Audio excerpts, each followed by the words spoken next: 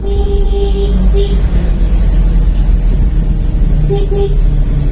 সুন্দর রাস্তা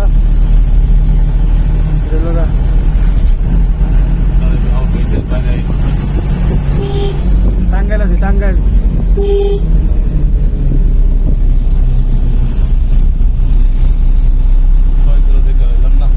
হ্যাঁ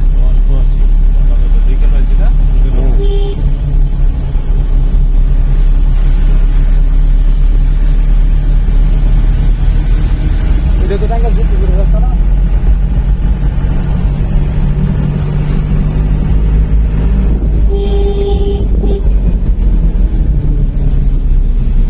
সীমানা এরিয়া টাঙ্গাইলে এটা এই আস্তে আস্তে